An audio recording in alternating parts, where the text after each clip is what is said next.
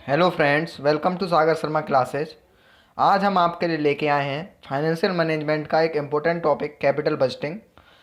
तो अगर आप हमारे इस चैनल पर नए हैं तो वीडियो को स्टार्ट करने से पहले चैनल को सब्सक्राइब ज़रूर कर लें। ये चैनल आपके लिए बहुत यूजफुल है अगर आप बीकॉम, एमकॉम या यूजीसी नेट कॉमर्स के लिए पढ़ रहे हैं, और आप अगर हमारे टेलीग्राम या व्हाट्सएप ग्रुप चैनल से जुड़ना चाहते हैं जिसमें हम आपको all the information regarding UGC net commerce and all the competitive exams आपको प्रोवाइड कराते हैं, तो आप डिस्क्रिप्शन में दिए हुए लिंक के थ्रू हमारे ग्रुप से जुड़ सकते हैं। तो चलिए आज की इस वीडियो को स्टार्ट करते हैं। तो आप जान लीजिए कि आज के हम इस टॉपिक में आपको क्या क्या कंटेंट बताने वाले हैं। इंट्रोडक्शन टू कैपिटल बजटिंग की कैपिटल बजटिंग क्या होती है, क्या इसकी नीड होती है, और ये कैसे एक इम्पोर्टेंट टॉपिक है फाइनेंशियल मैनेजमेंट के अंदर। फिर हम आपको इसकी डेफिनेशन बताएंगे, इसका कॉन्सेप्ट के बारे में बताएंगे, और कैपिटल बजटिंग के केसेस बताएंगे कि किस किस केस में आप कह सकते हो कि ये कैपिटल बजटिंग का डिसीजन है या ये एक आपका short term working capital management का डिसीजन है। आप कैसे इनको आइडेंटिफाई करोगे। फिर लास्ट में हम बताएंगे इंपॉर्टेंस ऑफ कैपिटल बजटिंग। तो ये जो टेक्निक्स ऑफ कैपिटल बजटिंग है, इसके लिए हम कैपिटल बजटिंग की पार्ट 2 वीडियोज है, उसमें आपको इसके बारे में बताएंगे। तो केवल ये जो 5 पॉइंट्स हैं ऊपर के, आज हम आपको इस वीडियो में डिस्कस करेंगे।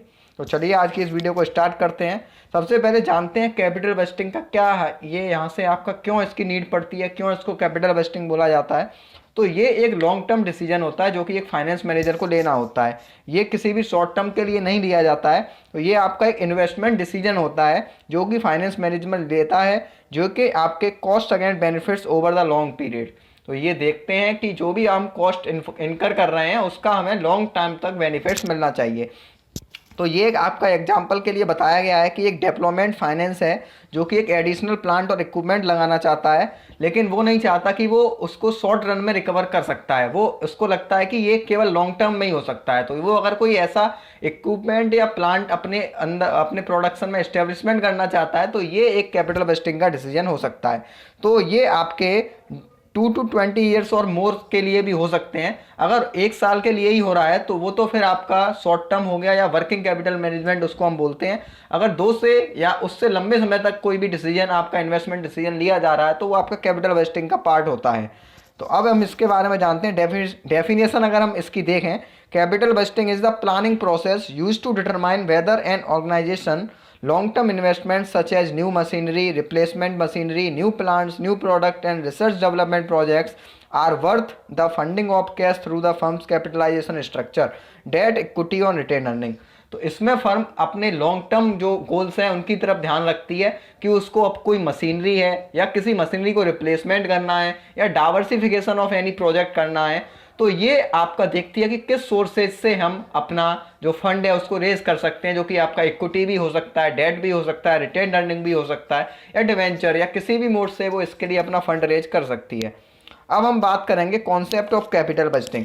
कैपिटल बजटिंग का कॉन्सेप्ट क्या है। तो ये हम आपका capital budgeting refers to long term planning. ये हम स्टार्टिंग से बता रहे हैं आपको वीडियो में कि capital budgeting is related to long term planning. It may defined as the firm's formal financial process for the acquisition and investment of capital. इसमें फर्म देखती है कि जो भी उसके लॉन्ग टर्म सोर्सेज हैं जिनसे कि वो फंड को रेज कर सकती है, जिससे कि वो इनको किसी एसेट्स के परचेज में या किसी एसेट्स के रिप्लेसमेंट में यूज कर सकती है। It is the decision making process by which the firm evaluate the purchase of major fixed assets. तो ये हमने आपको बता दिया था पहले ही। अब हम बात करेंगे cases of capital budgeting. Capital budgeting के कौन कौन से केसेज आपके हो सकते हैं। या तो फर्म किसी एसेट्स का रिप्लेसमेंट कर सकती है कैपिटल बजटिंग के अंदर, या अपना कोई प्रोडक्शन है उसको एक्सपेंशन कर सकती है। जैसे मान लीजिए अभी वो केवल 80% कैपेसिटी पे काम कर रही है, तो अगर वो इसको एक्सपेंड करना चाहती है तो वो भी कैपिटल बजटिंग का पार्ट है। डाइवर्सिफाई भी कर सकती है। अगर फर्म है वो अभी आपका किसी एक एरिया में एंगेज्ड है, वो अगर किसी दूसरे एरिया में एंगेज होना चाहती है, मतलब अपने बिजनेस को डाइवर्सिफाई करना चाहती है, तो वो भी कैपिटल बजटिंग का पार्ट माना जाएगा। रिसर्च एंड डेवलपमेंट में कोई भी एक्सपेंडिचर है तो वो भी आपका कैपिटल बजटिंग का पार्ट है। और कोई भी आपका मिसलिनियस लॉन्ग टर्म जो भी आपका इन्वेस्टमेंट किया जा रहा है वो सब आपके कैपिटल बजटिंग के पार्ट होते हैं। अब हम बात करेंगे कैपिटल बजटिंग की क्या इंपॉर्टेंस होती है, और ये हमारी वीडियो का आज का लास्ट टॉपिक है कि कैपिटल बजटिंग की क्या इंपॉर्टेंस होती है।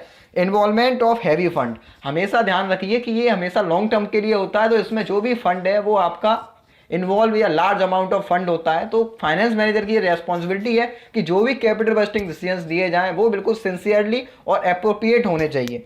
लॉन्ग टर्म इम्प्लीकेशन, ये लॉन्ग टर्म इम्प्लीकेशन होती है इसकी, ये नहीं कि केवल एक साल के अंदर इसका इफेक्ट खत्म हो जाएगा। ये लॉन्ग टर्म बेनिफिट देने के लिए कैपिटल बस्टिंग डिसीजंस लिए जाते हैं।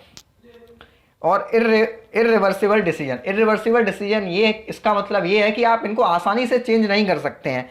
ये आपके ज़्यादातर इर्रिवर्सिबल होते हैं because it is very difficult to find a market for the capital assets, क्योंकि कैपिटल एसेट्स एक ऐसी एसेट्स हैं जिनके लिए मार्केट को फाइंड आउट करना इतना ईजी नहीं होता है। तो the only alternative will be a scrap to the capital assets, so purchase और sale them at a substantial loss. तो आप देख सकते हो कि एसेट्स आपने खरीद ली तो आप उसको स्क्रैप में ही सेल कर सकते हो, तो वहाँ पे आपको लॉस भी हो सकता है। मोस्ट डिफिकल्ट टू मेक, ये आपके ऐसे डिसीजन हैं जो कि फ्यूचर के लिए लिए जाते हैं, तो फ्यूचर आपका अनसर्टेन होता है। तो कैपिटल बस्टिंग एक ऐसे डिसीजन होते हैं जो कि किसी फाइनेंस मैनेजर द्वारा सबसे डिफिकल्ट होता है इनको डिसीजन लेना इनके बारे में। तो आशा करते हैं आपको इस वीडियो का एक्सप्लेनेशन अच्छा लगा होगा। फिर भी अगर आपको कोई डाउट है तो आप हमसे पर्सनली कॉन्टैक्ट कर सकते हैं। धन्यवाद।